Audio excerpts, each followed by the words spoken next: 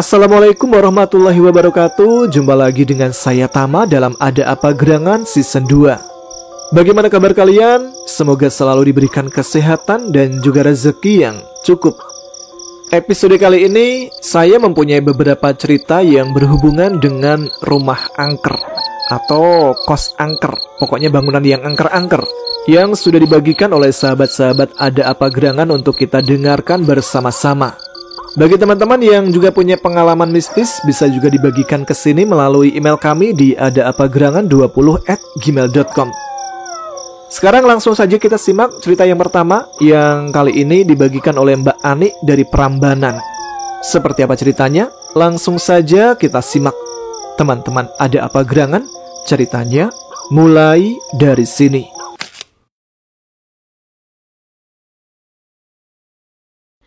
Assalamualaikum warahmatullahi wabarakatuh.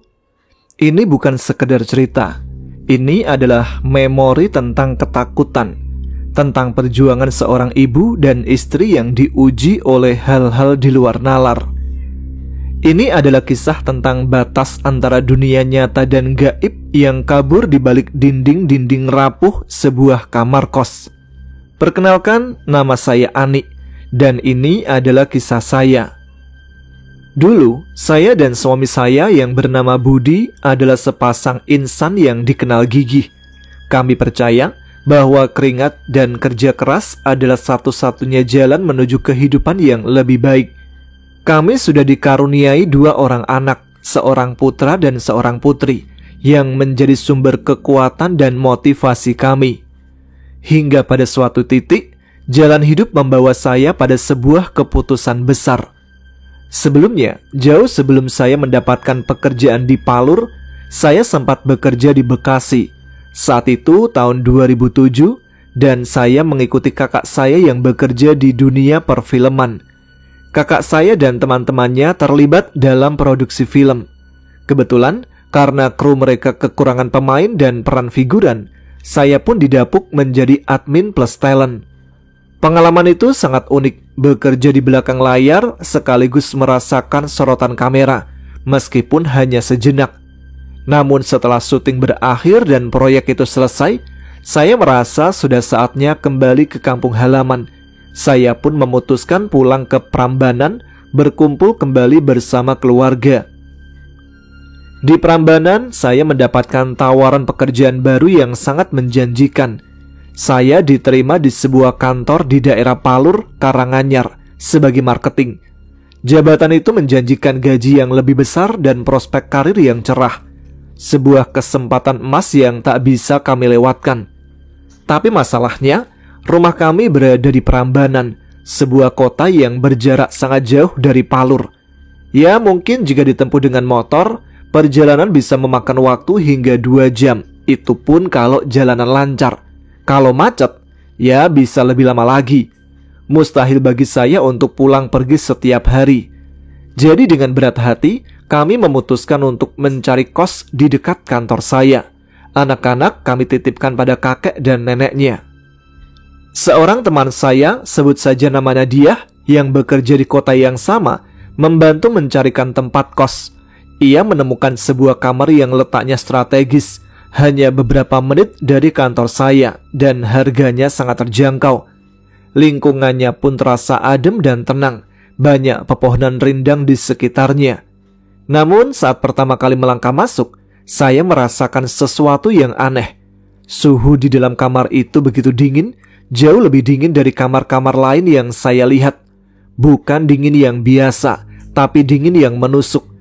Seolah udara di sana tak pernah tersentuh sinar matahari. Budi yang menemani saya juga merasakan hal yang sama. "Dingin banget ya, Mah," bisiknya. Saya hanya bisa mengangguk. Bulu kuduk saya sudah meremang. Namun kami meyakinkan diri bahwa mungkin karena kamar ini jarang dihuni, jadi udara belum hangat. Dengan pertimbangan lokasi dan harga, kami pun mengambil kos tersebut. Awalnya semua berjalan normal, bahkan terasa menyenangkan. Tetangga kos saya ramah dan baik. Begitu pula dengan ibu kos yang sering membagikan makanan pada kami, anak-anak kosnya. Semua tampak baik-baik saja.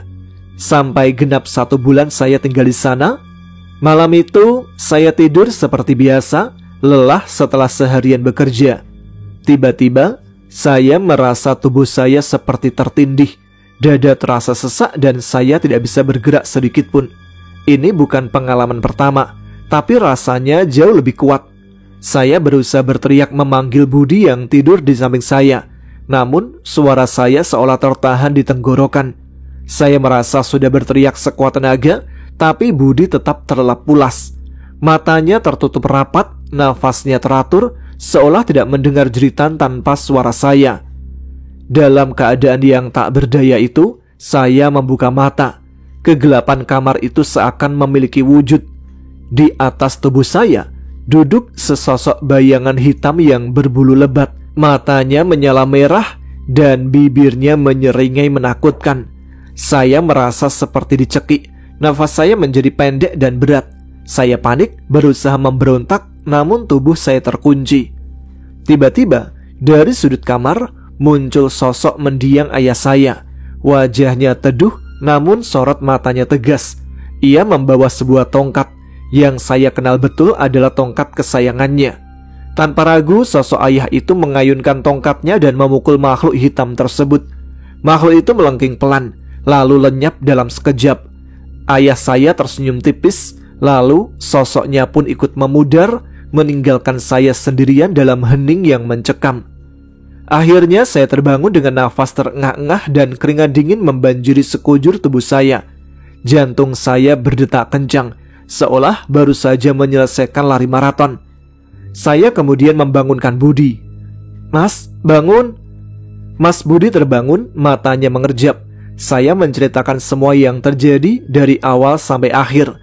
Mas Budi yang masih setengah sadar hanya menanggapi, "Alah, mungkin kamu lupa berdoa saat mau tidur kali." Saya merasa kesal dong. "Ih, orang saya udah berdoa, bahkan baca ayat kursi mas, sampai mejanya juga." Saya kembali tidur, meskipun perasaan saya masih tidak tenang. Hari berikutnya, Mas Budi pulang untuk menjenguk anak-anak. Sementara saya tidak bisa ikut karena ada acara kantor di hari Minggu. Sore harinya, saat hendak mandi, saya merasakan bulu kuduk saya berdiri semua. Perasaan tidak enak itu begitu kuat, seolah ada yang sedang mengawasi. Saya mencoba meyakinkan diri. Hanya perasaan aja, Ani. Saya nekat masuk. Namun saat sedang mandi, perasaan itu semakin kuat. Saya menoleh ke sudut kamar mandi dan jantung saya seakan berhenti berdetak. Di pojok sana berdiri sesosok nenek-nenek berwajah sangat menyeramkan. Rambutnya itu putih dan terurai berantakan. Matanya putih pucat tanpa pupil hitam. Nenek itu menatap saya dengan sangat tajam, seolah sedang menghakimi. Saya lalu berteriak histeris dan langsung meraih baju seadanya. Entah bagaimana saya memakainya terbalik dan lari keluar kamar mandi. Kaki saya terasa lemas. Saya hanya bisa duduk bersandar di pintu kamar, berusaha mengatur nafas yang kacau. Ketika Mas Budi kembali, saya pun menceritakan semuanya. Lagi-lagi Mas Budi tidak percaya. "Kamu kelelahan kali mah, halusinasi saja itu," katanya. Namun sorenya, saat Mas Budi hendak mandi, ia juga berteriak dan lari terbirit-birit dari kamar mandi. Dia mengakui ia juga melihat sosok nenek-nenek yang sama yang memelototinya saat sedang mandi. Saya hanya bisa tertawa. "Makanya jangan suka mengejek mas, akhirnya mas merasakan sendiri kan?" Setelah kejadian itu, kami merasa tidak bisa lagi tinggal di sana. Kami memutuskan untuk mencari tahu lebih dalam tentang tempat kos ini. Kami bertanya pada tetangga-tetangga yang sudah lama tinggal di sana. Hingga akhirnya, salah satu dari mereka memberitahu kami sebuah fakta yang membuat bulu kuduk kami meremang. "Mbak Ani tahu nggak? Di belakang kos ini cuma dipisahkan kebun kecil, itu ada pemakaman umum." Penjelasan ini seperti guntur di siang bolong. Dinginnya kamar, penampakan nenek-nenek, semua terasa masuk akal sekarang. Tanpa berpikir panjang lagi, kami memutuskan untuk pindah. Kami tidak mau mengambil resiko lebih jauh. Kami pun pindah ke kos baru yang tampak lebih baik, lebih bersih dan jauh dari pemakaman. Lingkungannya juga lebih ramai. Namun, teror yang kami alami justru semakin parah. Suatu hari Mas Budi mendapatkan tawaran pekerjaan yang sangat bagus, gaji yang besar, fasilitas yang lengkap, dan prospek karir yang lebih cerah. Tapi pekerjaan itu mengharuskan dia keluar kota dan hanya bisa pulang seminggu sekali. Mas Budi pun bertanya pada saya, "Mah, saya dapat tawaran kerjaan yang lebih baik nih, dengan gaji besar dan fasilitas bagus, tapi harus keluar kota dan pulangnya seminggu sekali. Gimana menurutmu? Apa saya ambil aja ya?" Saya menatapnya. Tahu ini adalah kesempatan besar bagi kami. "Ambil aja Mas, ini kesempatan emas, jangan disia-siakan," jawab saya dengan mantap. Mas Budi lalu mengambil pekerjaan itu dan pergi meninggalkan saya sendirian di kos. Ketika Mas Budi berangkat, ia diberikan uang saku untuk hidup selama seminggu dan uang untuk menginap di hotel. Tapi Mas Budi yang cerdik tidak menginap di hotel. Ia mencari kos-kosan biasa. Uang untuk hotelnya bisa ia sisihkan untuk membeli susu anak, sementara gajinya tetap utuh. Malam pertamanya saya sendirian. Saya merasa kesepian tapi juga takut. Saya mendengar suara seperti ada seseorang yang sedang mandi di kamar mandi yang berada di dalam kamar saya. Saya berdiri perlahan dan berjalan mengendap-endap untuk melihat siapa yang sedang mandi. Dengan pelan, saya buka pintu kamar mandi, tetapi tidak ada siapapun di sana. Saya menghela nafas lega dan meyakinkan diri, kamar sebelah kali ya. Lalu saya kembali tidur. Tapi baru tidur sebentar, saya tiba-tiba terbangun pada pukul 3 dini hari. Jantung saya berdetak kencang, seolah ada bahaya yang mengintai. Saya pergi mengambil air wudhu untuk sholat malam. Setelah sholat, saya merasakan keanehan. Korden jendela kamar saya bergerak-gerak kencang, padahal saya tidak menyalakan kipas angin. Dengan rasa penasaran yang bercampur takut, saya mendekati jendela dan membuka kordennya. Betapa terkejutnya saya. Di luar sana, di depan jendela, ada sesosok laki-laki kurus, tinggi, dan berambut gimbal sebahu. Ia jongkok di atas sebuah pohon cabe yang tingginya tidak sampai 1 meter. Yang paling membuat saya merinding, pohon cabe itu tidak patah sedikit pun. Itu bukan manusia. Sosok itu menyeringai dengan tatapan menyeramkan. Jantung saya berdegup begitu kencang dan seketika tubuh saya terasa lemas. Saya buru-buru menutup korden dan kembali ke tempat tidur, menyelimuti seluruh tubuh saya dengan selimut setebal mungkin. Pagi harinya, karena belum begitu akrab dengan tetangga, saya tetap bersikap biasa dan tidak bercerita apa-apa. Saya takut dibilang halu. Saya pun kembali beraktivitas seperti biasanya. Beberapa hari kemudian, bertepatan dengan malam 1 Suro, Diah dan teman-teman lain datang ke kos saya. "Ayo nih, kita ke Pringgondani. Ini daerahnya mamaknya Sentot ya," ajak mereka pada saya. Karena kos terasa sepi dan saya sendirian, saya pun mengiyakan. Kami berangkat beramai-ramai naik motor. Total ada 8 orang dengan 4 sepeda motor. Kami berangkat habis Isya dan sampai di Pringgondani sekitar jam 9 malam. Kami menitipkan sepeda motor di warga sekitar dan mulai mendaki. Padahal waktu itu saya sedang hamil 6 bulan loh. Tapi teman-teman tidak ada yang tahu. Dikira saya gemuk saja. Dan sampailah kami di Pancuran Pitu, tempat air terjun yang airnya bertemu. Kebetulan kami ceweknya ada 3, cowoknya 5. Nah, yang cewek-cewek ini pada mandi, termasuk saya. Ternyata ada sosok ular besar bertubuh wanita memandangi kami. Kebetulan teman-teman saya, termasuk dia, bisa melihat hal-hal semacam itu. Saya menyikut dia, dan dia berkata, "Udah biarkan aja, kita kan gak mengganggu, toh dia juga diam dan tidak kenapa-napa." Akhirnya kami selesai mandi dan mengobrol di antara deretan makam setelah berziarah ke tempat yang kami anggap sesepuh di situ. Lalu kami turun dan melanjutkan perjalanan ke Gunung Lawu. Kami tidak muncak karena sudah terlalu sering ke sana. Kami hanya berziarah di sebuah makam yang berada di bawah jembatan perbatasan Jawa Tengah dan Jawa Timur. Di sana, saya melihat sosok macan putih yang begitu besar. Namun macan tersebut hanya diam dan menatap kami tajam. Kami di situ sampai pagi. Setelah pagi tiba, Kami pun turun untuk pulang. Di tengah perjalanan, saya dan dia merasakan kantuk yang luar biasa. Saking mengantuknya, sampai kami pun bernyanyi untuk menghilangkan kantuk. Akhirnya kami pun beristirahat di Pasar Matesih untuk mengisi perut, dan kami memesan soto. Di situ salah satu teman kami yang bernama Eko bertanya, "Semalam pas di Pringgondani, kalian diliatin apa?" Kami ditanya satu persatu. Saya pun menjawab, "Ini ada bapak-bapak pakai beskap dan caping membawa cangkul berjalan mendahului saya. Tapi beberapa menit kemudian bapak-bapak itu ada lagi berjalan mendahului saya lagi. Gitu aja seterusnya." Lalu menurut teman saya yang bernama Ita, katanya dia melihat ada sosok kepala yang ada di daerah jurang, tapi telinganya sangat besar. Dia juga menimpali, "Kalau saya diliatin sosok laki-laki, tapi kepalanya segitiga dan mulutnya itu menyamping." Kemudian saya bertanya, "Kalau Mas Eko ngeliat apa?" Dia menjawab sambil tertawa, "Kalau aku diliatin Gatot Kaca lagi main catur sambil pakai sarung." Nyebalkan kan? Kami lagi serius, dia malah bercanda. Setelah selesai makan dan mata sudah tidak terasa ngantuk, kami pun pulang ke tempat masing-masing. Malam harinya, setelah kembali dari Lawu, saya yang sendirian kembali merasakan teror. Kamar saya yang jendelanya rapat tiba-tiba diterpa angin yang begitu kencang.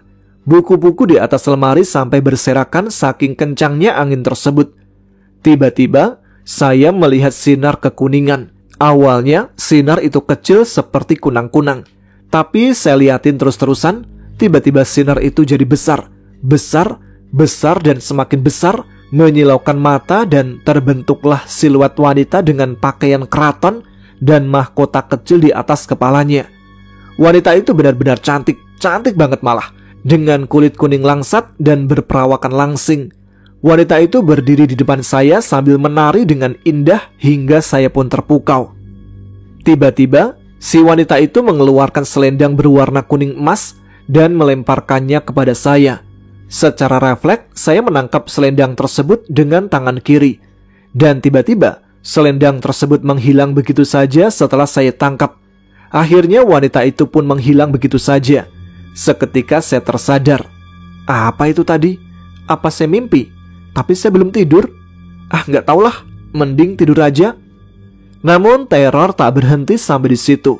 Hampir setiap malam saya sering melihat sosok kuntilanak berdiri di depan pintu kamar di pohon mangga yang menjulang. Sosok itu mengenakan gaun putih panjang yang kusam, terurai rambutnya yang panjang, dan wajahnya pucat dengan senyum yang menyeramkan. Kuntilanak itu seolah menjadi penjaga kamar. Kehadirannya selalu membuat saya merinding. Pernah suatu sore, aku yang sedang wiritan setelah sholat maghrib dikejutkan dengan kemunculan sesosok pocong berdiri tepat di depanku. Pocong itu memiliki kain kafan yang lusuh dan bau dengan mata yang kosong. Aku yang sudah terbiasa dengan teror tidak terlalu takut. "Siapa kamu? Ngapain kamu ganggu? Kamu itu udah jelek, bau lagi. Maumu apa sih? Saya kan cuma kos di sini. Gak ada niat ganggu-ganggu, tapi kalian selalu ganggu." Sosok pocong itu lalu berkata, "Tolong doakan saya, karena selama ini tidak ada yang mendoakan saya." Kemudian saya jawab, "Baik, tapi kamu gak boleh mengganggu saya dan teman-teman." Setelah itu pocong itu menghilang. Malam berikutnya, saat teman-teman kos saya sudah kembali dan kamar-kamar yang kosong mulai terisi lagi, saya merasa agak tenang.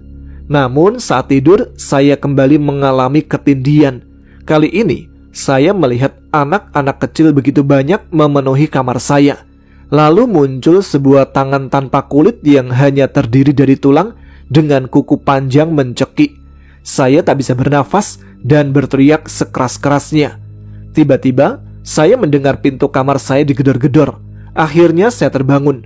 Ketika saya buka, ternyata para tetangga kos sudah ramai di depan kamar. Katanya saya dari tadi teriak-teriak kencang banget, padahal mereka sudah mengetuk pintu berulang kali dan akhirnya menggedor keras-keras. "Mbak, ada apa? Kok bisa gitu? Suaminya belum pulang ya, Mbak? Tanya Ibu Siti, ibu kantin di kos yang kebetulan kamarnya ada di sebelah saya. Saya jawab, "Belum Bu, besok 3 hari lagi baru pulang." "Lah, tadi ada apa toh Mbak? Kok teriakannya kenceng banget?" Tanya Ibu Siti lagi. "Nggak apa-apa Bu, cuma mimpi." "Masa mimpi kok bisa segitunya sih Mbak?" "Iya Bu, nggak tahu juga kok bisa begitu," kata saya. Akhirnya karena hari masih malam, mereka semua pun membubarkan diri. Sore harinya, teman-teman kerja saya pada mampir ke tempat saya untuk main. Tapi tak disangka, ada sosok anak kecil yang menjambak-jambak salah satu teman saya. Yang Mas Eko kemarin tuh. Dia dijambak-jambak sampai terjengkang. Mas Eko lalu bilang, "Dek, Mbok ya kamu pindah aja dari sini. Di sini kamarnya itu nggak bagus loh. Pasti banyak yang ngusilin kamu ya." Saya jawab, "Iya Mas." Di antaranya ada sosok Mbak Kunti yang selalu berdiri di depan pintu kamar di pohon mangga. Ternyata informasi dari Ibu Siti, ibu kantin sekaligus penjaga kos, mengungkap fakta mengerikan. Kamar yang saya tempati dulunya adalah tempat seorang wanita yang sedang hamil tanpa suami melakukan bundir di kamar mandinya. Bahkan kamar itu sebelum dibangun dulunya adalah tempat pembuangan janin yang digugurkan. Masya Allah Mas, betapa terkejutnya saya. Ibu Siti menjelaskan bahwa ia heran saya bisa bertahan di kamar itu berbulan-bulan. Padahal penyewa sebelumnya saja selalu langsung pindah setelah menempati kamar itu beberapa hari. Saya menjelaskan, "Soalnya sebelumnya saya tidak di kamar itu Bu. Kamar yang sebelumnya kamar mandinya di luar. Saya pindah karena ingin kamar mandi dalam. Dan kebetulan tinggal kamar itu saja yang ada kamar mandi dalamnya." Setelah mendengar semua itu, saya tanpa berpikir panjang. Begitu suami pulang, saya menceritakan semua yang terjadi. Dan kami memutuskan untuk pulang ke Prambanan saja, mengasuh anak dan ibu sambil usaha sendiri di rumah. Itulah sepenggal cerita dari saya. Lain kali saya akan bercerita lagi jika diizinkan ya. Terima kasih Mas Tama dan tim Ada Apa Gerangan. Semoga saluran ini terus berkembang. Kalau ada salah-salah kata, saya mohon maaf. Wassalamualaikum warahmatullahi wabarakatuh. Terima kasih Mbak Ani yang sudah berbagi pengalamannya ketika ngekos di daerah Karanganyar ya, yang mengalami banyak sekali kejadian teror di sana. Tapi hebat juga bisa bertahan beberapa bulan dengan teror-teror yang sedemikian hebat. Kita tunggu cerita selanjutnya dari Mbak Ani yang ada di Prambanan. Karena cerita dari Mbak Ani ini cukup singkat ya, belum sampai 30 menit. Saya akan kasih kalian lagi cerita yang masih berhubungan dengan rumah atau kos angker. Dan cerita kali ini dialami sendiri oleh Mas Ivan yang ada di Bandung. Seperti apa ceritanya? Langsung saja kita bacakan. Halo, nama saya Ivan. Saya mau cerita tentang pengalaman mistis yang saya alami di tahun 2010 saat keluarga saya pindah ke Malang. Ayah saya seorang prajurit tentara, jadi kami sering pindah tugas. Kali ini dari Bandung ke Malang, dan tentu saja saya serta kedua adik kembar saya, Ana dan Ani, harus ikut pindah sekolah. Kami sekeluarga membeli sebuah rumah besar 2 lantai di Malang. Halamannya luas, ada ayunan tua yang entah sudah berapa lama di sana, dan ada juga kolam ikan. Di lantai 1 ada ruang tamu, dapur, ruang makan, 2 kamar tidur, dan 1 kamar mandi. Di lantai atasnya ada 4 kamar tidur dan ruang keluarga. Rumah ini tampak sempurna untuk kami. 2 minggu pertama setelah kami pindah, tidak ada kejadian aneh. Semuanya normal seperti keluarga baru yang memulai hidup di tempat baru. Tapi memasuki minggu ketiga, hal-hal aneh mulai terjadi, dan itu membuat saya sangat tidak nyaman. Suatu malam, saya sedang belajar di kamar saya yang ada di lantai 2. Tiba-tiba, saya mendengar suara ayunan di taman bergerak sendiri. Tahu kan suaranya seperti apa? Kayak kik, kik. Nah, itu membuat saya penasaran. Jadi saya mengintip dari jendela. Jantung saya langsung berdebar kencang melihat apa yang ada di sana.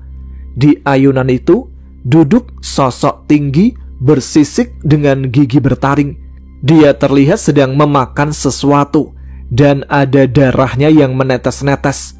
Saya ketakutan setengah mati dan langsung lari keluar kamar, lalu tidur menempel di samping adik kembar saya. Keesokan paginya saya beranikan diri untuk melihat ayunan itu lagi. Benar saja, di sana ada bangkai kucing tanpa kepala. Saya mencoba cerita pada orang tua, tapi mereka cuma bilang bahwa itu hanya halusinasi.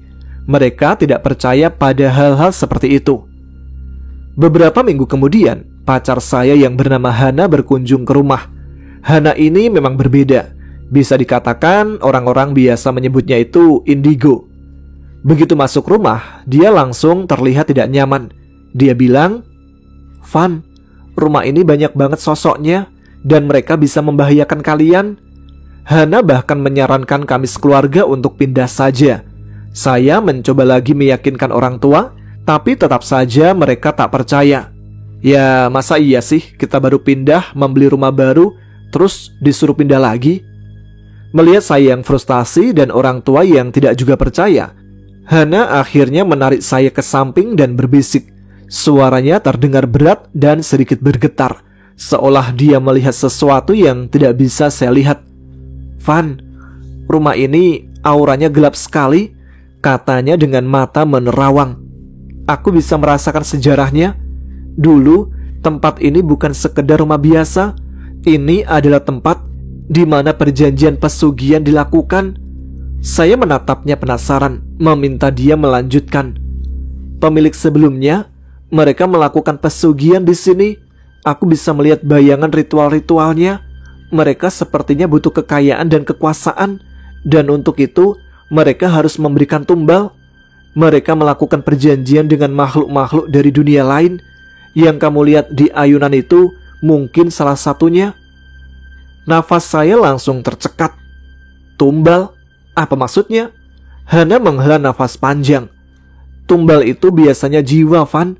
Bisa dari hewan atau bahkan manusia. Dulu sepertinya mereka menggunakan hewan seperti kucing, kucing hitam, atau burung. Itu untuk persembahan awal. Tapi untuk kekayaan yang lebih besar, perjanjian itu menuntut lebih. Ada energi gelap yang masih sangat kuat di sini. Sisa-sisa dari ritual-ritual itu.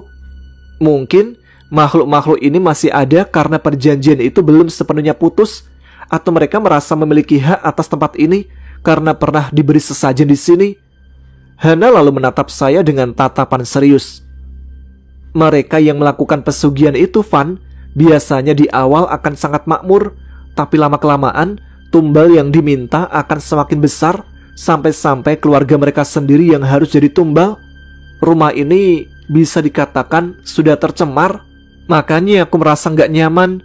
Sosok-sosok itu berkeliaran, menunggu seolah-olah mencari mangsa baru, atau sekedar meneror penghuni yang tidak berdaya untuk memenuhi kebutuhan mereka.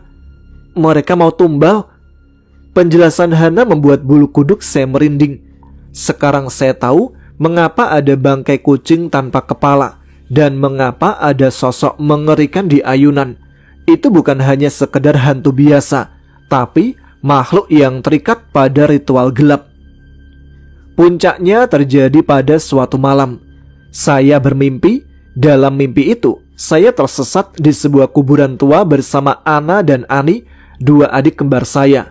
Kami mencoba mencari jalan keluar, tapi tidak bisa. Lalu muncullah beberapa orang dengan wajah kosong yang sedang membawa keranda mayat. Salah satu dari mereka lalu bilang, "Ayo adik, naik ke sini. Tapi salah satu saja ya yang naik kerandanya." Tiba-tiba Ana naik ke dalam keranda itu. Orang-orang itu lalu membawa Ana pergi, sementara saya dan Ani mengikuti dari belakang. Saya pun langsung terbangun dengan tubuh yang menggigil luar biasa. Leher saya terasa gatal dan panas. Saya melihat ke cermin dan di leher saya merah seperti habis dicubit. Keesokan harinya, Ana jatuh dari tangga. Kepalanya mengeluarkan banyak darah. Kami segera membawa Ana ke rumah sakit, tapi sudah terlambat. Ana meninggal dunia. Saya pun terpukul sekali dan saya langsung teringat mimpi mengerikan itu, di mana Ana masuk ke dalam keranda mayat dan dibawa orang-orang yang berwajah datar. Setelah pemakaman Ana, Saya bertemu Hana dan menceritakan mimpi saya. Dia hanya bisa bilang rumah itu memang tidak aman dan meminta saya bersabar. Hana juga menyarankan agar kami sekeluarga mulai rutin sholat berjamaah dan mengaji di rumah. Kali ini orang tua saya akhirnya percaya dan mereka menerima saran itu. Kami sekeluarga mulai rutin sholat berjamaah dan mengundang ustadz untuk pengajian di rumah. Suatu malam, saat saya sedang sholat tahajud, pada rakaat pertama, saya mendengar suara laki-laki menjerit. Selama sholat tahajud dan sholat berjamaah berikutnya, suara jeritan minta tolong karena kepanasan itu terus-menerus terdengar. Kami benar-benar tidak nyaman dengan semua gangguan ini. Beberapa bulan setelah kematian Ana, kami memutuskan untuk pindah. Sebelum pindah, saya sempat berbicara dengan tetangga. Dia mengkonfirmasikan rumah itu memang pernah digunakan untuk praktek pesugihan dari orang yang menghuni sebelumnya. Tetapi ada satu bagian lagi yang baru saya ketahui setelah kami pindah dan merasa sedikit lebih aman. Suatu sore, setelah kami sudah menetap di rumah baru kami, ibu duduk di samping saya. Dia terlihat lega, seolah beban berat baru saja terangkat dari pundaknya. "Nak, sebenarnya ibu juga mengalami banyak hal aneh di rumah itu," katanya pelan, suaranya sedikit bergetar. Saya menatapnya tak percaya. "Benarkah Bu? Kenapa ibu gak pernah cerita?" Ibu menghela nafas. "Ibu gak ingin membuat kalian takut. Ibu pikir kalau ibu diam, kalian juga akan merasa aman. Tapi setiap malam, ibu sering mendengar suara-suara aneh dari dapur, seperti ada yang sedang mengiris daging, atau kadang ibu melihat bayangan-bayangan melintas di sudut mata waktu ibu sendirian di ruang tamu. Dan yang paling membuat ibu takut," lanjutnya dengan mata yang berkaca-kaca, "suatu malam ibu sedang tidur, ibu merasa ada sesuatu yang menindih dada ibu sangat berat dan ibu tidak bisa bergerak atau berteriak. Ibu membuka mata, samar-samar ibu melihat sesosok bayangan hitam tinggi berdiri di samping tempat tidur. Rasanya seperti roh jahat itu sedang menekan ibu. Ibu terus-menerus membaca doa dalam hati sampai akhirnya bisa bernafas lagi. Kejadian seperti itu bukan cuma sekali, Nak. Itu sebabnya ibu selalu terlihat lelah dan gelisah di rumah itu. Dan juga setelah kematian Ana, ibu bermimpi bahwa adikmu Ani itu menyusul. Itu juga yang membuat ibu takut dan memutuskan untuk pindah." Pengakuan ibu membuat saya merinding. Selama ini saya pikir hanya saya yang mengalaminya. Ternyata ibu saya yang selalu terlihat kuat dan rasional juga menyimpan ketakutan yang sama, bahkan mungkin lebih parah. Dia menahannya demi kami. Kisah ini berakhir di sini, dan saya harap pengalaman saya bisa menjadi hikmah bagi siapa saja yang mendengarnya. Itu dia sebuah kisah yang dialami oleh Mas Ivan. Sebuah pengalaman pahit ya, karena harus kehilangan adik gara-gara menjadi tumbal dari sebuah rumah yang katanya merupakan bekas rumah yang dipakai untuk pesugihan. Namun apakah benar kematian dari adiknya yang bernama Ana itu ada hubungannya dengan rumah yang angker tersebut atau tidak? Ya, tergantung kita mau percaya atau menyikapinya seperti apa. Terima kasih sekali lagi untuk Mas Ivan.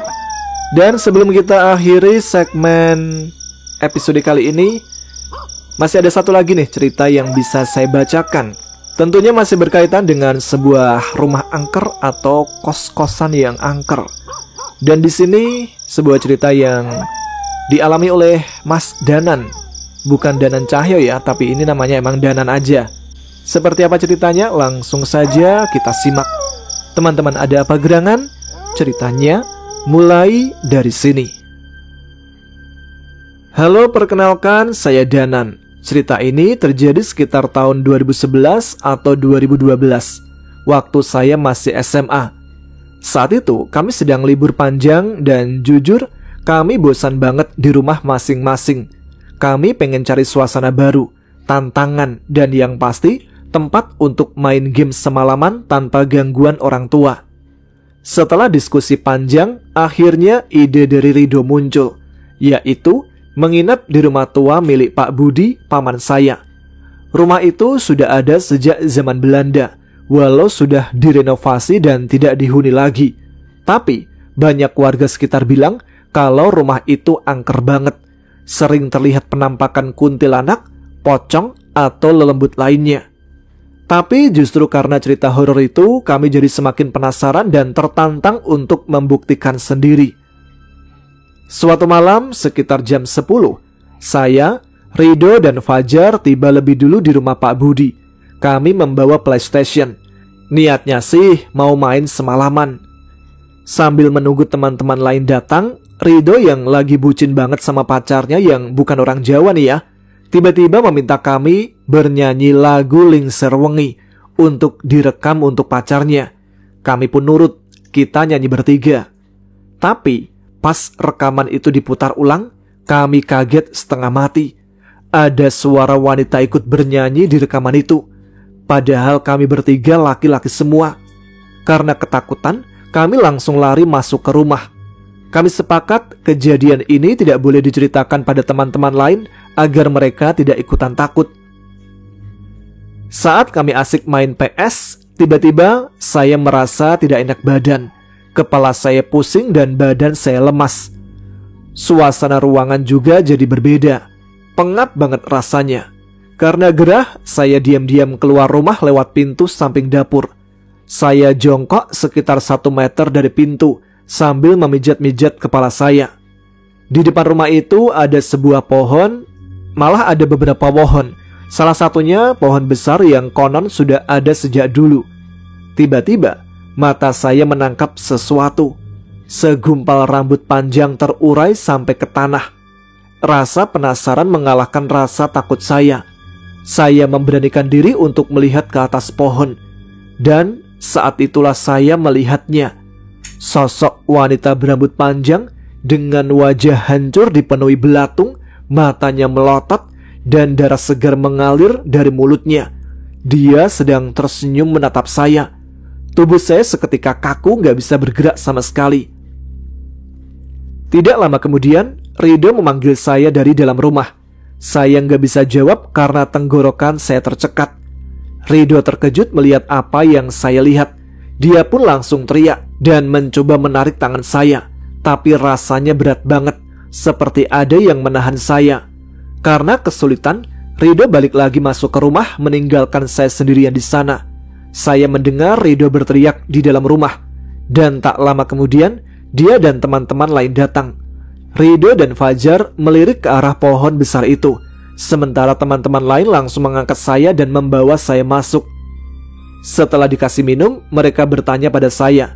Tapi Rido memberikan isyarat pada saya untuk tidak menceritakan. Akhirnya saya cuma bilang kalau saya meriang dan badan saya kaku.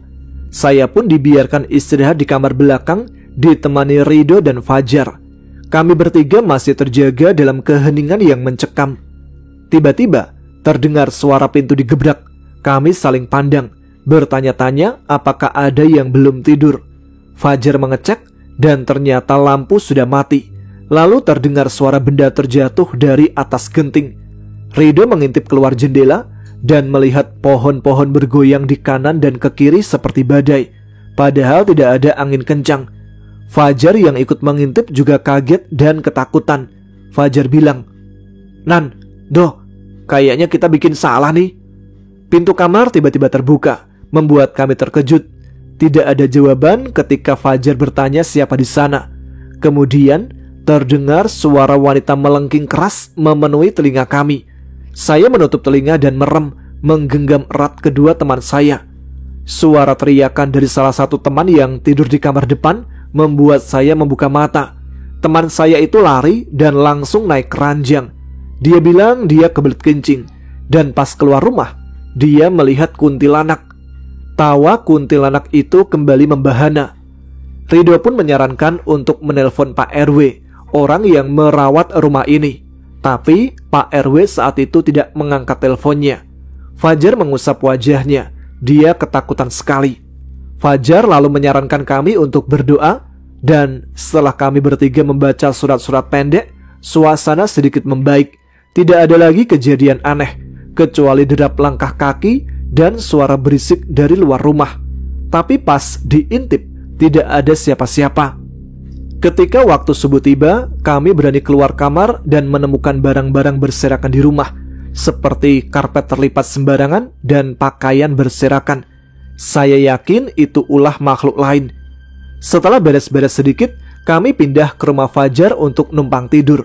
Sementara sebagian lagi balik ke rumah masing-masing. Saya pun tidur pulas sampai sore.